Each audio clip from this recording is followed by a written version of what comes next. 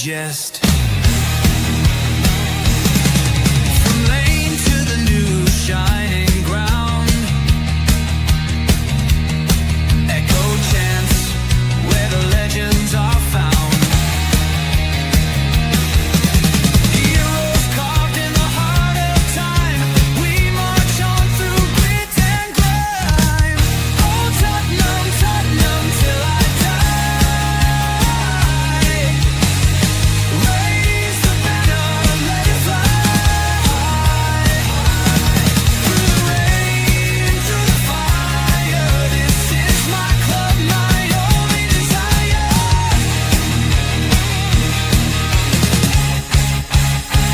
Oh Tottenham, Tottenham till I die. Raise the banner, let it fly. Through the rain, through the fire, this is my club, my only desire.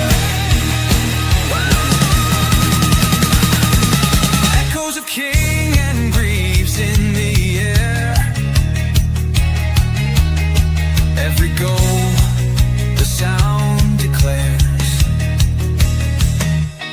Heartbeats pound like a drummer's song, marching forward, fierce and strong. We're the ones who rise in the clash.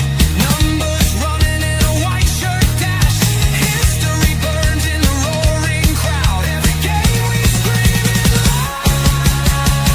I'm Tottenham, Tottenham till I die.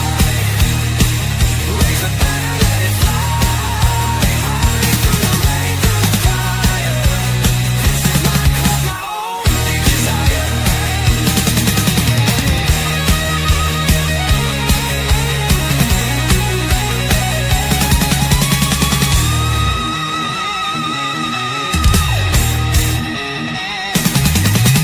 We're the ones who rise in the clash. Numbers running in a white shirt dash. History burns in the roaring crowd. Every game we scream it loud. Oh Tottenham, Tottenham till I die. Raise the banner, let it fly. Through the rain, through the fire, this is my club, my only desire. Hi guys and welcome to THFC Till We Die, home in Tottenham past, present and excited to feature under Big Thomas Frank, who's taken us to glory on the shoulders of Ange Postecoglou. I want to say probably apology to Steve. Sorry I'm late. I'm normally on time, but for whatever reason, I was having my dinner. I thought I got plenty of time. Then I realised it was about 2 minutes away. And I thought, oh shit, I better hold on. But yeah, I'm here. So good evening, Steve. How are you, mate? I'm excellent, man. You know, I'm just one of those guys that rises up in the clash, right? Running forward in a white shirt dash, man. You know how it is. Yeah, Go I ahead. do. We raise the banner and let it fly, brother. Yeah, that's it. Well, I'm never late. I'm never late. I'm always here on time. I'm the first one in here. What we're talking about tonight, guys, is because this is Newsbeat. We are talking about the fixtures. Now, I know we should have done it yesterday, but I wasn't feeling too great, and I didn't have a co-host.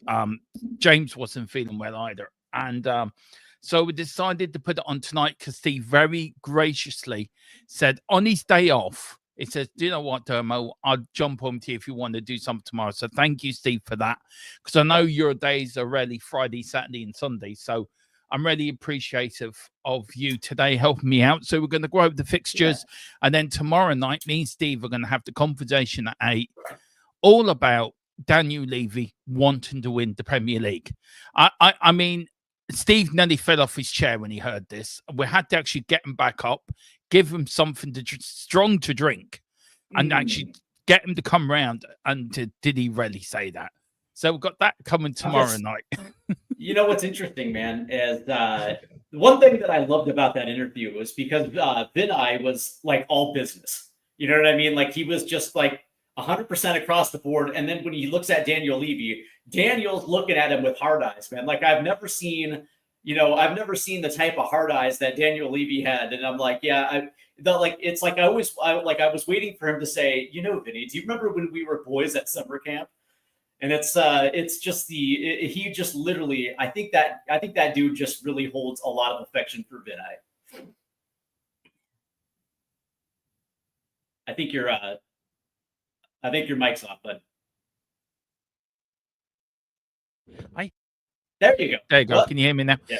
Did you see the video? Then we're showing Ange, Thomas Frank around the stadium, and they showed them where the players stay and where he stays. Fuck me!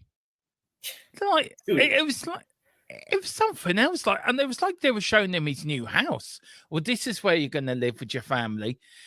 This is your garden, and where you have your barbecue. And I'm thinking, Jesus, Mary and Joseph, like. They've put some money into that training facility.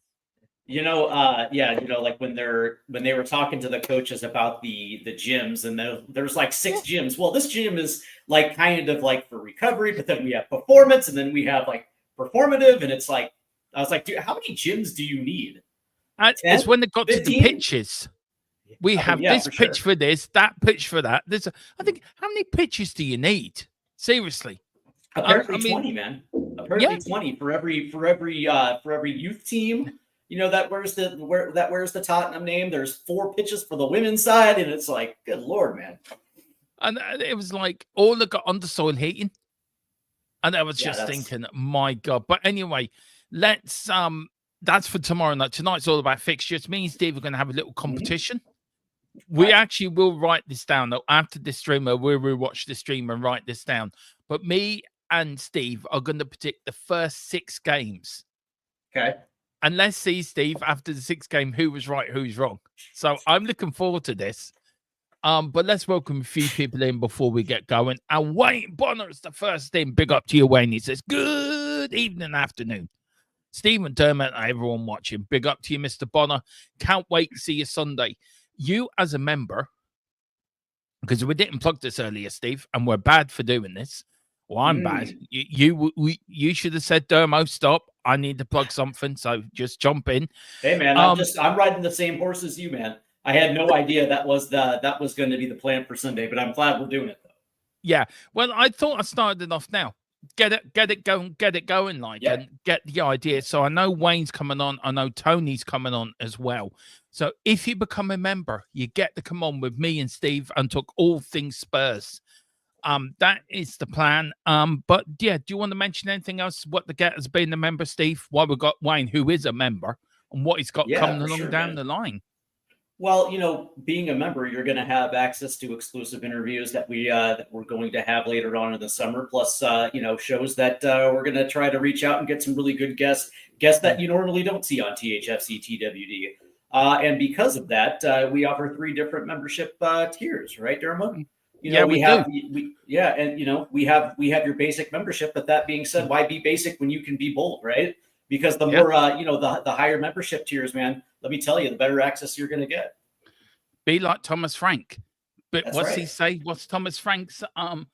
If you don't take risk, you also take risks. So take that risk. Be like Thomas Frank. That's right. That's going to be our motto for the season, by the way. You do realize that. That's exactly. There is a show we are doing this summer, and it's actually Steve's going to be interviewing me. Oh, am I? Okay. On my Tottenham journey. And it's a way for us to get it's a way for us to show you more of us guys on YouTube why we support Tottenham, what made us support Tottenham, favorite games, memories, players. So we are going to do that. And then, of course, I'll interview Steve, and then Steve or me and Steve will interview James. We're going to interview each of the people in the team here. And then it comes to you members. You could get on and we speak about your Spurs memories as well. So that is something we're going to do. And it comes with becoming a member. So hit that member notification if you can, become a member. And there's loads of little perks on the way. Also, like and subscribe. And before we do get going, we do want to give our channel sponsor a massive shout out as well. And the only way we can do that is only one way. It's leaving it in our hands of our Estelle co-host, the man that runs everything in the background. He is a very famous man who starred in very, very many American blockbusters. One of them is why do I support Man United? Manchester United. The other one is there's a new film coming out called I Cried My Eyes Out in Bilbao, which I thought of that just off the top of my head, by the way. And he has starred in many. No, you know who he is. He is Colin. He is part of our team, and he is going to tell you all about our channel sponsor. I want to get this out of the way before we get going. It is private internet access, and here's Colin very quickly to tell you why you should get private internet access. Let me talk to you. A little reference there, but I'm going to stop messing about. I'm going to talk to you about private internet access, the best VPN in the land. Now, when you're online, you may not realize, but all of your data is there for the taking by anybody. With a VPN such as private internet access, your data is safe and secure, streamlined, and nobody else can get hold of it. That's why I use one anyway. VPN's very easy to use. Private internet access, all you got to do is log on your phone, select where you want to be. So I want to be in America, and I click go, and there we are. You can also link up your devices to it from your phone if that is easier for you. It's available on a lot of platforms as well. As you can see, and you can use it for a very, very big range of things. So that's even better as well. You can use it, like I said, on all your devices, smartphone, tablets, gaming consoles, and stick it on your modem. And it's unlimited devices. One equals all. It's available all across the world, and it works perfectly. What they do is they mask your IP address, so pesky 3 o'clock kickoffs aren't an issue anymore, and they're independently audited, so there's no logs, 30 million customers, and 4.5-star Trustpilot rated excellent review. Private internet access. Get yours now. And there's a deal at the moment, 85% off. And I think it's €45 for 2 years plus 4 months free, but you do get €85. The description is below. Do hit that. It's great. It helps us. It helps you. We all use it. It's great for watching. If I want to watch the Seattle Sounders, I can just use my VPN and be next door to Steve in Michigan, like next door neighbors, and watch the game together. Yeah, let me tell you, man, private access is fantastic. See, here's the thing. Every once in a while, man, I'm in the mood for a cheeky British comedy, and of course, here in the United States, we don't necessarily have access, but sometimes I'll turn the VPN to the UK and be able to watch some of my favorite shows. So it's definitely worth it if you just want to relax and have a good time. Yeah, do, guys.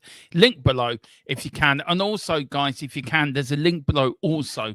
We've been nominated for 2 YouTube awards. Yep. One underrated YouTube channel, and the other one best time TV show, daytime show. I don't know why we're up for a daytime show when we go live at 8, but we will work that one out eventually.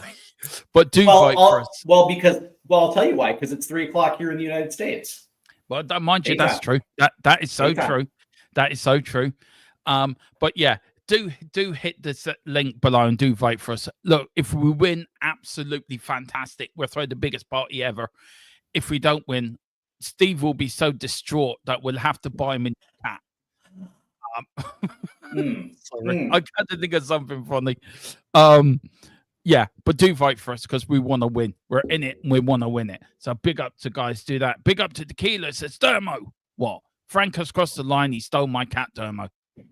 Poor old Thomas Frank's getting a lot of heat from Tequila. Like, Frank.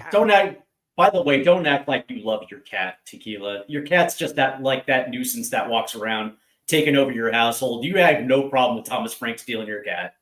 No, he actually paid them to do it. That's exactly right. Well, did I say that out loud? I wasn't supposed to say that, was I?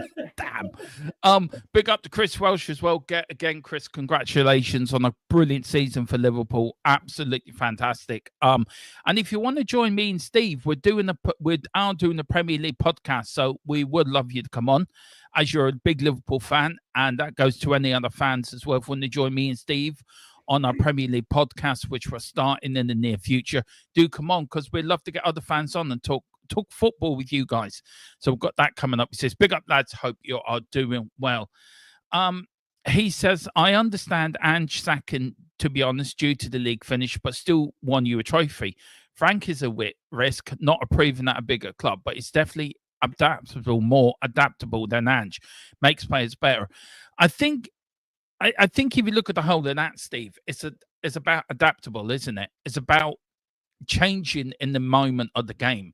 And I think that was one of Ange's sort of probably bitter criticisms. He never changed it. How many watch-alongs did me do? And you were saying to me, it needs changing. I did one with Kevin, and we both said within 5 minutes of the game starting, he needs to change it. It's not working. So do you think Frank will be a bit more adaptable when it comes to this season coming up? I think he will. I think he will too. I think just in his tactics, right? He's not married to one set of tactics. He's fluid. But I think one of the things that gave it away in that interview with Daniel Levy and Vinay was the fact that they're doubling down on the youth. And when you look at the direction in which they were trying to do, is they wanted some stability, knowing that Thomas Frank does have a history of developing young talent, not just young talent, but also the players that are there. But I think that's a sign of the direction in which they wanted to go, and they wanted to bring in a coach that knows how to get the very best out of young players. Yeah, 100%. Yeah, I agree. I totally agree. Big up to Mr. David Clark. Says, hi from Leicester. It's a pity that Frank's Brentford's assistant coach over the Spurs. He decided to travel the world and settle his family down back in his native country. That's fair enough. And David Clark says, you notice that Levy never mentioned Peter Charrington in his little speech because he's a Joe Lewis man, not a Levy's lackey. Look, we are going to do a show in this. Are the board at war? I think they are, Steve. We'll probably more talk about it tomorrow night, actually. But just very quickly, on what's happened on the board, do you feel that's what's holding up the transfers?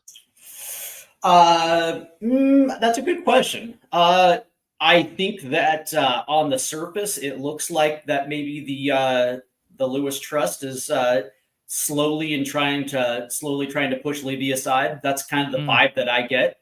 But that being said, as far as like a board war, that's a very good question. I mean, it has the feel of it, but as far as like the nuts and bolts of what's going on behind the scene, that's a very good question. Yeah, it's something that I hope I hope Levy gets pushed out. Well, let me ask you this then: is Daniel Levy's daughter trying to push Levy out? Daniel Levy's daughter trying to push? No, Joe Lewis's daughter. Joe Lewis's daughter. It would be plausible considering that she absolutely despises Daniel Levy. Yeah. And didn't she make public comments about him being a small, bald-headed SOB? Like it was like I think she went public with her distaste for Daniel Levy, and it's an opportunity for them to finally kick him to the curb. So, yeah, I would think so. Well, I think more on that tomorrow night because I'm looking forward to that show tomorrow night. Big up to Killian, big up Killian Kenny. Come on, you boys in green, exactly. So I'm like, Killian, we're going to qualify for the World Cup this year. I just feel it in my bones. No, Tequila, I will not read that out. I did read it. I know Steve read it earlier. I could see the little cheeky grin on his face. I did wonder why he was laughing, and then I realized when I read it. So no, I won't read it out. But it is funny though. It is funny though. Big up. He is rich though. He's definitely rich. Yeah. Just don't buy any more cats, Tequila. That's all I'm gonna say. Big up to Killian, says congratulations, Chris. And then we've got Chris also saying Frank plays 3 at the back with the wing backs, also 4 at the back. That's what I meant by adaptability side to him. I think he'd be a good appointment. Do you know what? The more I think about it, Steve, the more I think that we've got a bit of a coup here with Thomas Frank. I think he's the manager that could unlock the door to take us to further glory. I actually really do. Yeah, I'm going to reserve that for right now, just because we said it with every single appointment that this might be. I know I said it with Ange when he got hired as well too, that he could be the underrated hire that ends up doing the most. So the reality is I think that it's a good appointment. Like I'm not going to say that it's not, and I'm not saying that Thomas Frank is a bad manager, but I do want to see what he does this summer as far as galvanizing this unit off the back of losing somebody like Ange Postecoglou and the issues that the clubhouse had as well too.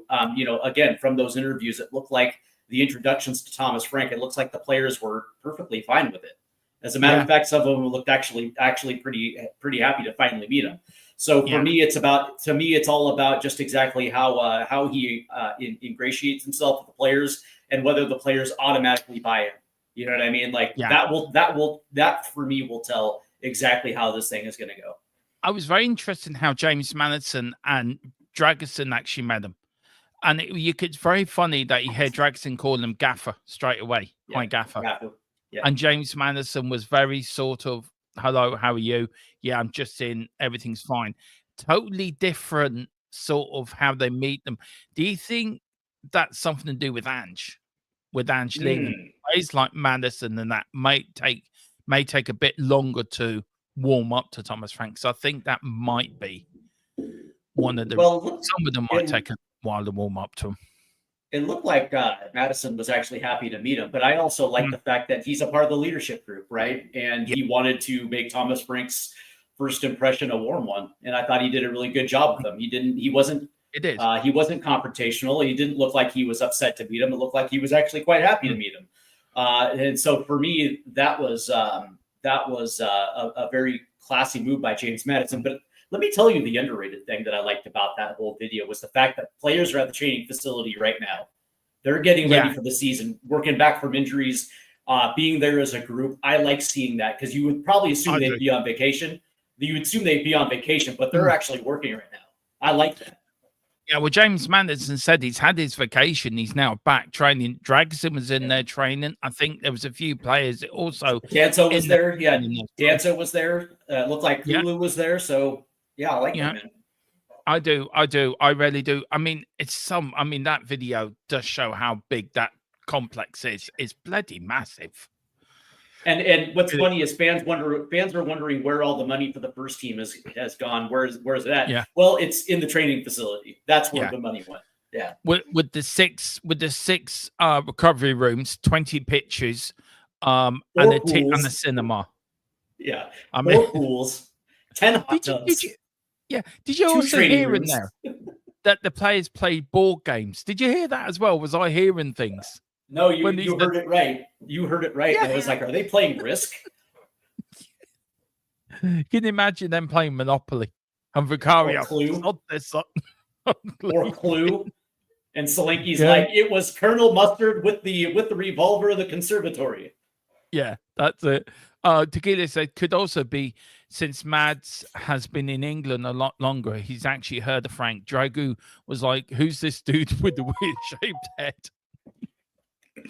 I don't think the killer's gonna let Thomas Frank's head. I think this is gonna be a standard Joker. I think all the way through this, I can see it happening. Yeah. Big up David. James Madison wife's expecting a second set of twins. Ooh, making it 5 children. He won't get much sleep this season. No, he bloody well won't. Well, see. I wonder if James Madison has this thing with his wife where it's like, in season, just don't talk to me. I'm busy. You know what I mean? Like, I got to focus on football, but off season, okay, crap. And then he's the realization he's got 5 kids and he's like, you know what, man? Damn, I need another contract. This thing is going to suck. This thing is going to bleed me dry. And I'm not even going to read that out, Tequila. Tequila, you're my boy, man. You're my boy. Lord. But guys, this is the season, and that's wrong. Hang on, let me do this properly. There you go. There is the season, guys. We do start with Burnley and we end at home to Everton. So it's a very good start at home, end at home. We've got some big games coming up. We've got Villa then in October. The first North London derby, of course, is on the 23rd of March. Away again. Right. Every North London derby is away. Can we not have one at home first, please? Well, wasn't the North London derby in September of last year at home? Wasn't that the first one? No, it was away. Well, I believe it was at home, and that was the one where Romero checked out and they scored the header that ended up being the winner. That was at home. Oh, okay. And then in January, and then I think in January or early February, it was at home. Yeah, it was at home. Anyway, we've got Arsenal away. We've got Chelsea, the big North at home again on the 1st of November, round about the same time we played them in Angie's first season, where the wheels fell off. We've got Sunderland, of course, on the first of game in 2026, and we end with Everton at home on the 24th of May. Here we go. This is our first 3 games. Tequila did call it. He said, I did say Burnley. You did. So what do I win? You win. We'll get back to you on that. Me and Steve will think of something. Right. Burnley. Right. This is what me and Steve are going to do. The first 6 games. We've got 3 there. And then, of course, we've got 3 Premier League games in September. I know the Champions League are in there, and the Carabao Cup's in there. We're not going to do them. We're just doing league games. Right, Steve. Burnley. You take first pick, sir. Who's going to win? Yeah. What's your August? August Burnley? 16th. I'm going to say 3-0 Spurs. I'm going to go 2-1 Spurs. So we both go for a win there. Man City away in the second Saturday. Now, I have a funny feeling that might move to a Sky Sports game. Might do. But Man City away. What's your... I'm going to say Spurs win. Oh, August. See, here's the thing. So this is at the Etihad. No, excuse me, at the the Etihad. And you know what? Since we actually went there and beat them 4-0 this year, I'm going to say Spurs 2, City 1. Do you know what? This might be the one and only time I agree with David Clark, but I agree with David. He's gone for a 2-2 draw. I think I'm going to go for the same. So I'll go for a draw. Bournemouth at home, Spurs win. 4-0. Tottenham win. I'm going to batter them. Ooh, 4-0. Wow. Yeah. Interesting. Okay. Yeah. Don't call me delusional Tron for nothing. Listen, man. 4-0. So you said August 30th, home against AFC Bournemouth, you said 4-0. Yeah. That's a doozy, my guy. All right. You're off your step. I'm gonna say at home, coming off of 2 wins. Now, granted, let me just check this real quick. All right, so AFC Bournemouth. I'm gonna say 3-1 Spurs, and so the Spurs will start August with 9 points. Yeah. Do you know what? I'd be quite happy with so I'm going to start them with 7 points, which wouldn't be a bad start to the season. 2 wins and a draw. Let's see. Who's your draw? By the way, who's your draw again? Man City. All right. I've gone for 2-2 draw. Yeah. 2-2 draw. Got it. All right. Yeah. Tequila says, Steve Dermo says 4-0 no matter the game. Or away or home. Yeah, That's I do true. actually. That's true. He does. You do that. Tequila's gone for 4-1 City against Spurs. Wow. Okay. Hater. Yeah. Hater. Yeah. David's gone for 2-2. I agree with David. I think that will be the Man City score. He's also gone for a 4-0 Spurs win against Burnley. I think so, too. And he's gone for 3-1 Spurs and Semerini to score for us. Ooh. Now, that would be nice. That would be very nice, David. So David's going with me, 7 points from the first 3 games. You've gone for 9 out of 9. That would be a dream start. Yeah, for Thomas I think they, and the reason why I believe this is because I do believe in a new manager bounce, and I think there is going to be one, and I think it extends into September. But that being said, maybe it's just me, or I think City is just old. I think I think that core has been together for quite some time, and it's not that Pep's not a good coach. Everybody understands Pep is one of the best in the world, but it seems to me that City needs a little bit of an overhaul. Not a big one, just in key areas where they need to get younger. But that being said, I still think that Spurs right now are equipped to go on the road and get that result at City. 100%. Yeah, I think so. Guys, there is a couple of games in September. We've got the Champions League match day 1 between the 6th. How nice is it to say that? Champions League. Yep. 16th to the 18th of September. We've got match day 2 on the 30th of September to the 1st of October. And we also got the 3rd round of the Carabao Cup as well on the 24th of September. But we do have 3 league games as well in the Premier League. West Ham United away. We've got Brighton away and Wolverhampton Wanderers at home. West Ham away, always tricky tie against our West London neighbours. You go first in this one, Steve. Ooh, so West Ham, and this one's going to be away, and I don't really care where we are. We're going to beat West Ham 3-1.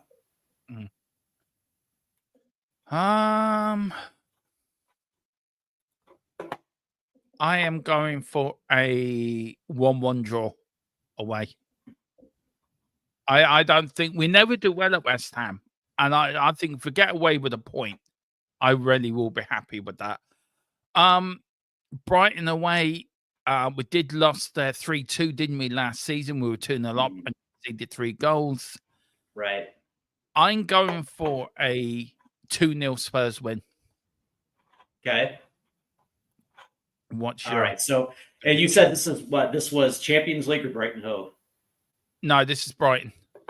I'm going to. This is where my first draw of the season comes in, and I'm going to say that it's going to be a hard-fought 2-2 draw, just because of the fact that they're going to have that midweek Champions League match, and so this is going to be the start of the schedule where now they're going to be playing every 3 days, and so the question is how quick they're going to rebound, coming from away at West Ham. And then you have that 3 days later, the first Champions League match, and now you have Brighton. I just think Brighton on the road. Me personally, I'm not a big fan of going to Brighton. So, I think that's going to be a result, but it's not going to be a win. I'll say a 2-2 draw. Okay. What was your result? What was your prediction for the West Ham game? 3-1 win. 3-1. So that's 3, 6, 9. 12. Mm-hmm. All right, you're on 13. Sorry, I'm just writing this down. Sorry. So 13. Okay. Then the last game of this little six game series, we're at home to Wolverhampton Wanderers. Look, very tricky against Wolves. We did lose to them I think we lost to them last season. We lost to them on my first ever visit to the stadium. So I am going for I don't want to say it. I'm going for a draw. I'm going for a 1-1 draw. Against Wolverhampton? Yeah. At home? Yeah. I'm gonna say Spurs 3, Wolverhampton 2. So that brings you to 60.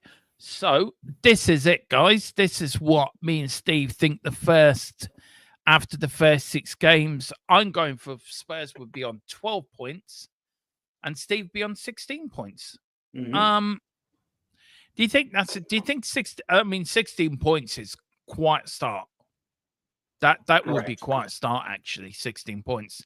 Yeah. But let's see who's right, who's wrong. That'd be a little game. We're going to keep that going during the season. So after them 6 games are gone, me and Steve, then we'll do this again for the next 6 games. And we'll see who's winner at the end of the season. So if you win that first round, you get 3 points. And then if I win, I get 3 points. If you get 15 or just below 15, you get 2 points. And then if you don't reach double figures, you get no points. So whoever wins. Dermot, when I look at the schedule, I think the first 3 months all the way through October is actually a soft portion of the schedule that allow Tottenham to really actually put up the points, because the only 2 teams that really might be a problem are going to be the second game of the season at Manchester, and then of course in October home against Aston Villa on October 18th. That might be, but look at this though. We have Burnley, Bournemouth, West Ham, Brighton, Wolves, Leeds, and Everton. To me, those are all 3 point. Those right there are all 3 points. The first 3. I mean, you look at the run-in as well. You look in the run-in. After Liverpool, we've got Forest, Sunderland, Brighton, Wolves, Villa, Leeds. then probably the only tricky game is probably Chelsea if we're chasing Right. anything. Right, because in November. right, yeah, because in November that's where it starts. That's where Yeah. it really starts. I mean, you look at right, and also, of course, we've got the Christmas period as well, guys. Correct. This is the London derbies this year. We've got West Ham, we've got Chelsea, Arsenal, Fulham, Brentford. That's going to be interesting. Thomas Frank going back there for the first time. Palace, West Ham, and Fulham and Chelsea. So they're the London derbies for this season, guys. The newly promoted teams, we play Burnley on the opening day of the season. Then we're away to Leeds on the 4th of October. We're home to Sunderland on the 3rd. And then, of course, the reverse fixtures, we're away to Burnley on the 24th, away to Sunderland on the 11th.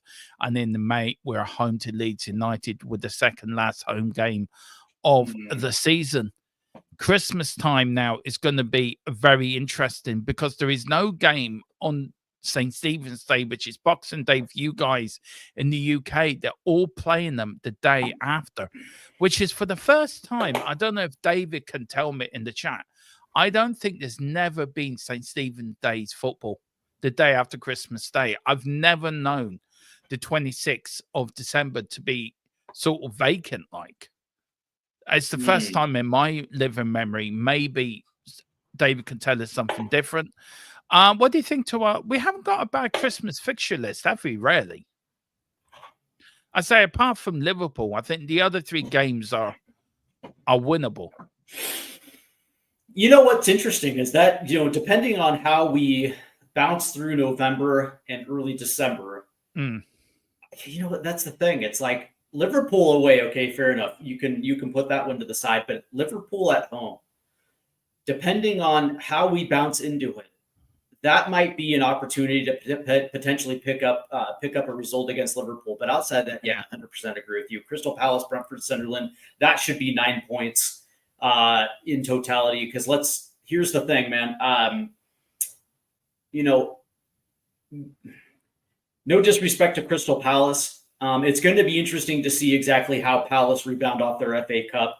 I would probably assume that Tottenham is still going to have a talent advantage over Crystal Palace. Same with Brentford. But that being said, right, both of those matches are going to be away. Both of those matches are going to be away. And the question, I guess, the question that I have is what type of road team is this going to be this season? Yeah, because under Thomas Frank at Brentford, I think they only lost one of their final 8 road fixtures to end the season. Like, they were very good on the road. Yeah, that's true. And also Tottenham not been great in the road either. But if you see Correct. The Premier League brought in the rule now that the 2 games can only be played 48 hours apart. So I think that's why that's the gap. But I've never known no games to be played on 26th of December.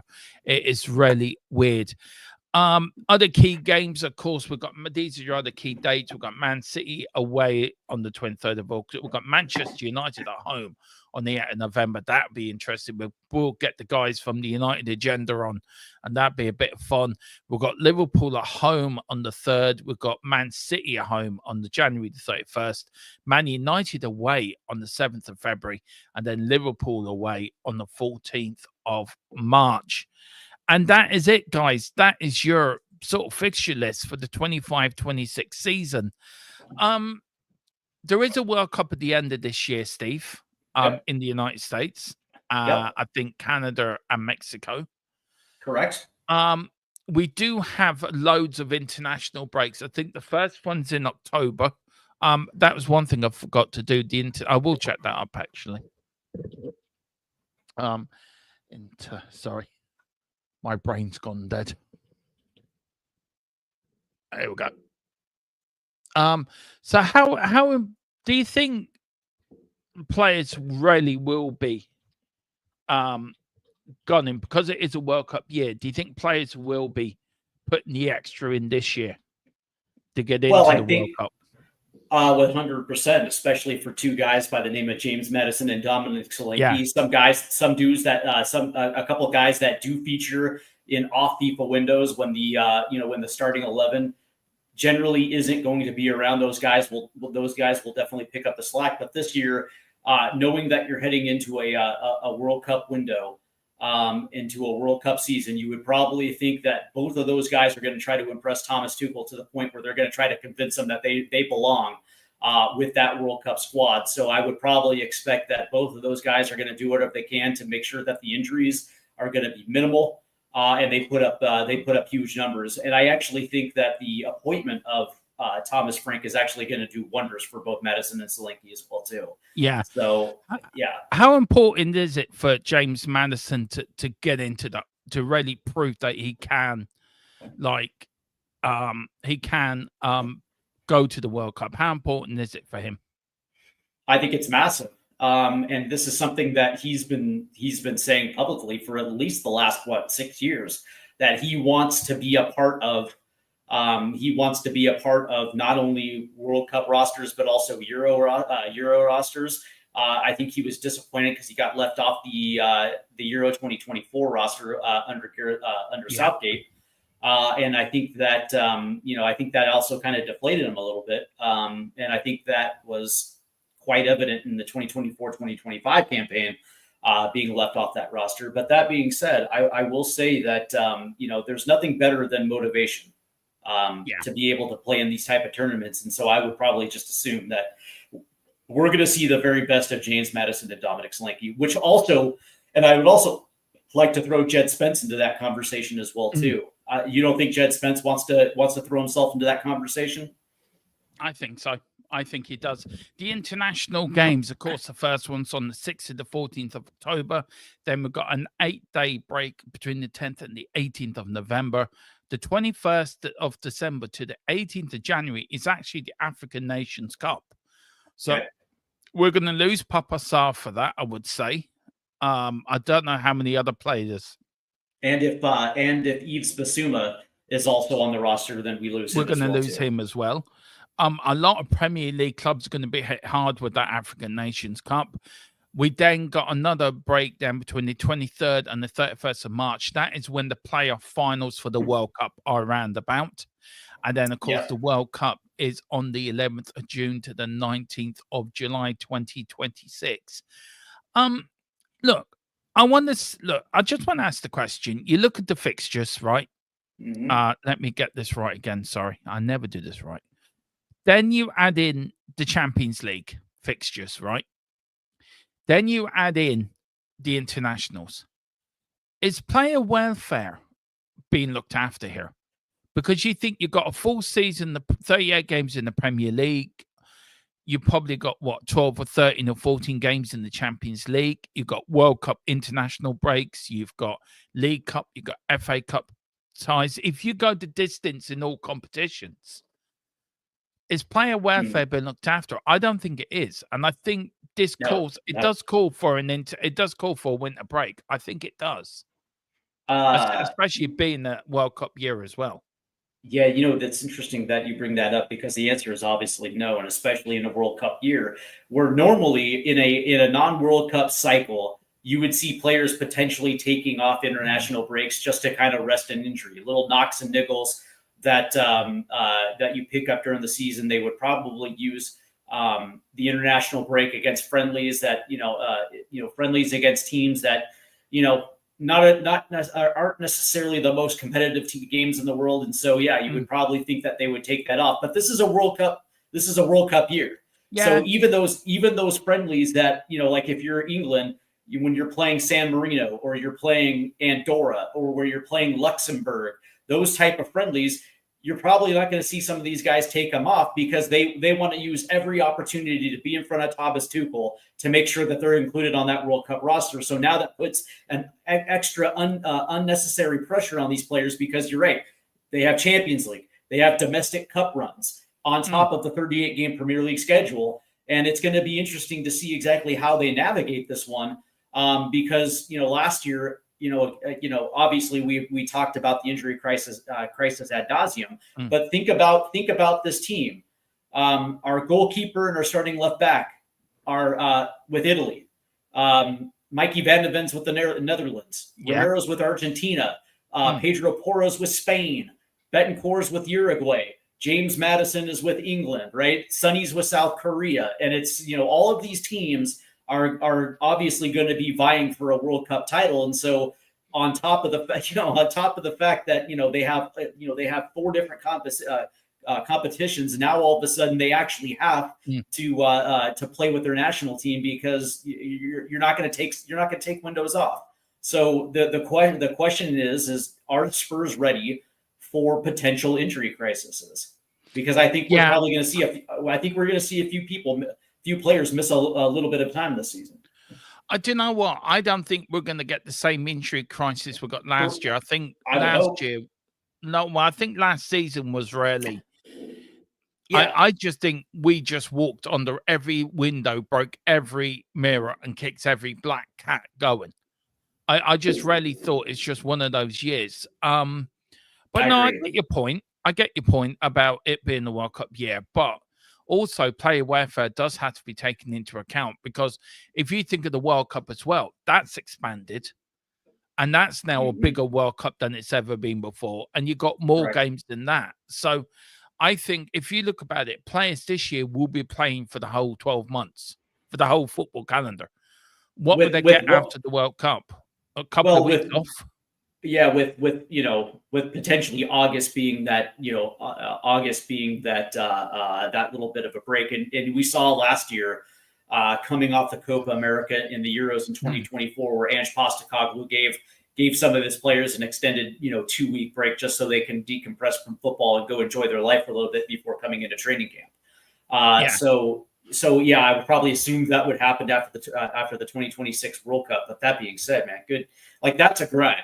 That's a grind. And this is the interesting thing is, now that I think about it, now that I fully comprehended that Thomas Frank video where you saw James Madison and Kulusevski and Dragic and some of these other guys at Hotspur away right now instead of being on vacation, I think they're mentally preparing themselves for this upcoming season, because it's probably going to be a grind. Yeah.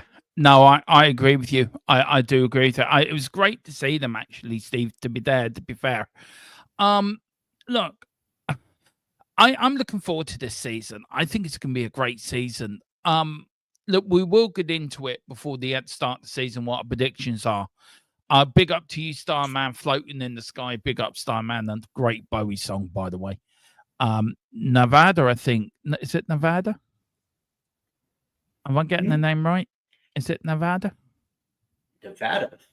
What's the? Oh, there was a singer. He was in a group that started with N. Was it Nevada? They did the version of this song, Starman, Bowie's song. I'll think of the name anyway. It's a brilliant cover of the fan. Maybe somebody in the chat might let me know. But big up to you, Starman. We've got David Clark saying, I'm Madison's biggest fan, but I know he's not world class, but he needs better players around him to succeed. If he's stuck with this current squad, then you might as well sell him. You may see a different James Madison this season, as we've just discussed. How important is it for Thomas Frank to get on a good start? We've got a good start to the season, apart from Man City away, right up to the 1st of November. How important is it for Spurs to go on a good early run? Get as many points on the board as possible. Is that really important? Well, you tell me, right? Ange Postecoglou built his first season finishing 5th place on the fact that they had a great start to the season. They were able to bank points in the first half of the season that enabled them to withstand injuries and some of these other things. So obviously it was absolutely monumental.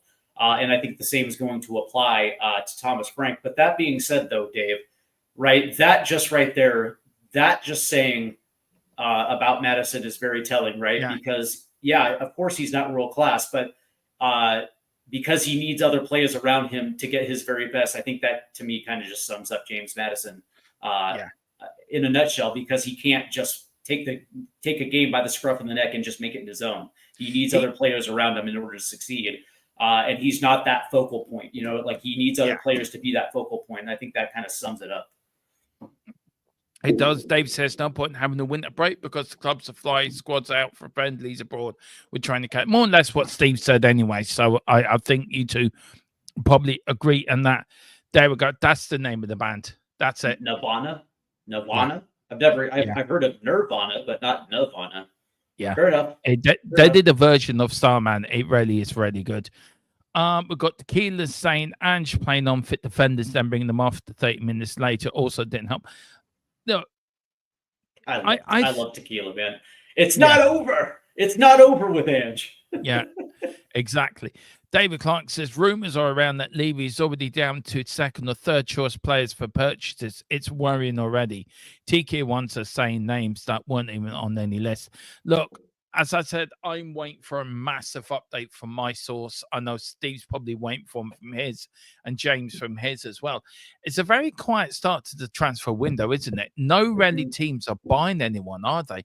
Is it because the Club World Cup's on, do you think? Do you think that could be the problem? Or do you think it's just going to take one transfer to set the domino off? Yeah, and I think I think that's why we had the early window. Now it's closed because of the Club World Cup to in a sense. But the interesting thing, though, is outside of Liverpool bringing in Florian Wirtz and Jeremy Frimpong, most teams have been quiet a little bit. The one telling thing that I did see was that Spurs already had a pivot if they can't land Brian Mbeumo, and that was I believe it was Johan Bakayoko of PSV. Which I like. I like him. He's a very good player, but he's also again in the mold of a young player of what they're looking for. Thomas Frank actually tried to get him to Brentford on a 20 million euro deal, and of course Bakayoko said no to that. But the interesting thing is now it's not going to be Brentford calling; it's going to be Spurs calling. And the question is can they get him in under 20 million pounds? That would be a good get for Spurs. But that being said, to me, just in that the fact that they already had a name to pivot to kind of lets you know exactly what the feeling is around this transfer window. Yeah. Just want to go over Tottenham's pre-season as well with you, Steve. Of course, we start with Luton Town away on the 26th of July, and then we've got the massive North London derby, a 12:30 kickoff from Hong Kong, the first North London derby ever to be played abroad. They've got a couple of games in. They've got a game in Korea against Newcastle on the 3rd of August. Then we travel away to Bayern Munich on the 7th of August. And then we've got the Super Cup on the 13th of August, first day, 3 days before the start of the new season. Pre-season, are you happy with it? Do you think? It's typical. It's typical. Yeah, but it's a good bunch of teams. It's good. It's not. We're not playing easy teams, are we? We're playing sort of high end. Sure. Yeah, but again, these are essentially friendlies, summer friendlies as a warm up. I do like that they're traveling to Kenilworth Road to take on Luton. You know what's funny is I thought we were going to see some Scottish clubs in the mix this summer, like Celtic, or it just makes a lot of sense that they would do that. I'm sure they're going to have behind closed doors, scrimmages with other clubs as well too. They tend to do that in the summer as well too. But as far as the schedule goes, it is what it is.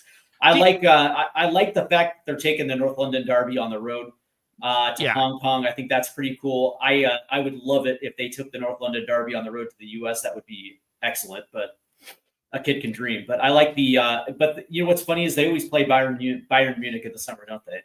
They always seem to play Bayern Munich. Then let me ask you a question then.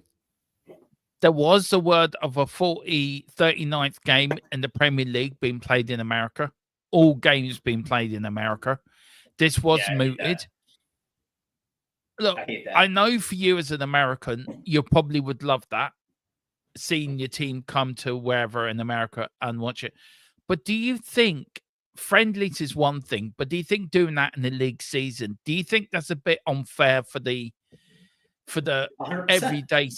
Pardon? 100%. Yeah, because it's one thing to be a part of a summer series, because I know that I think West Ham and Everton are going to be a part of the U.S. Summer Series, the Premier League Summer Series.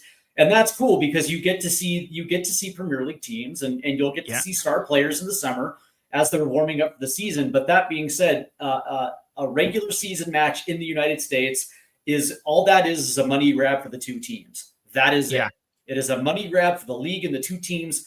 And all you're doing is taking away matches from season ticket holders, right? So you're gonna charge X amount for a season ticket. You're going to charge some of the highest prices in the world for season tickets, and then you're going to take away one of their matches so you can make more money in the United States. It just seems like it would be a lose-lose for the fans. And me personally, I have a problem with that. Like when the NFL takes teams to London, as cool as that is for you guys to see it, but they're taking away games from season ticket holders, and they're still having to pay full price for it. And that's something that I just don't like. Do you know what, Steve? I'm so glad you said that. I am so glad you said that, because when that was muted, so many Americans say, yeah, we're up for that. We're up for that. And it's so refreshing to hear you say that.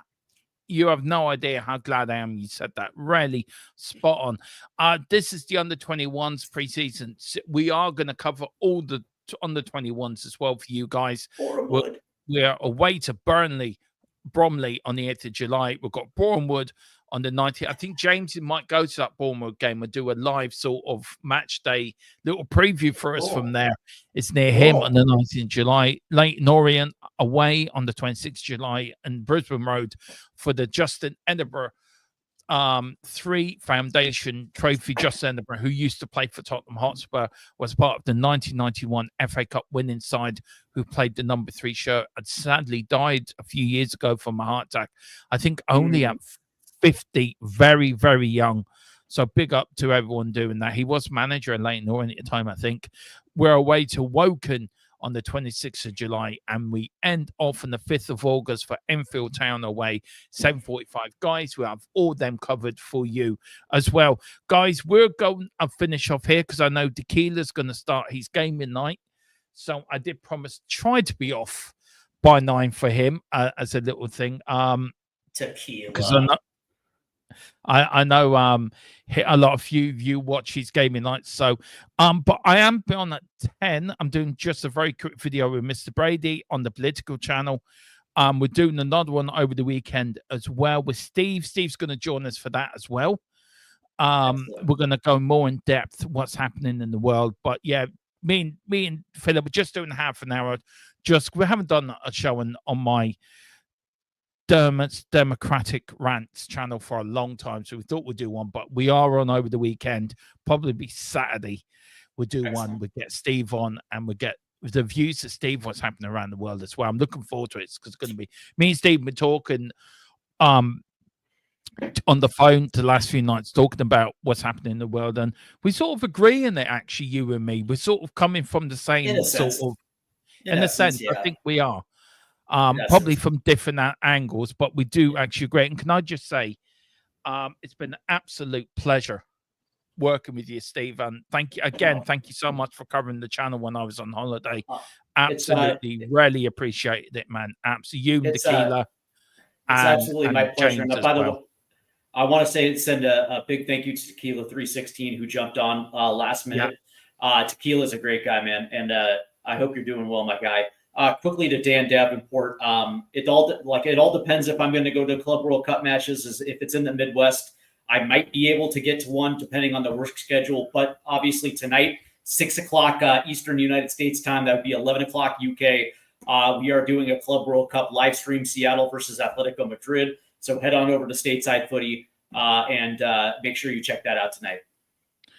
Yeah, do. And also at 2 o'clock in the morning, Steve will be covering the US national team as well. So get over to Stateside Footy. Also get over to 5 Tier Podcast, where also games will be broadcast. And me and Steve will be doing a new Premier League podcast on there as well. Guys, join me Tuesday at 1 o'clock with me and Mr. Dave Harris, the Irish Hotspur. Yes, me and Dave are getting together. The Irish lads. Yeah, the Irish lads are going to talk Spurs. The new podcast me and Dave are doing as well. We're going to talk all things Tottenham. I'm really looking forward to that, but I'm really looking forward to doing the Premier League podcast with Steve. It's going to give us a chance to talk about the whole league as well, and other leagues as well, a bit about the Championship and League One and League Two and American I'd love League to. as well. The interesting thing is I'm looking forward to the conversation of who we think are going to get relegated this season, who's going to get promoted, who's going to get relegated.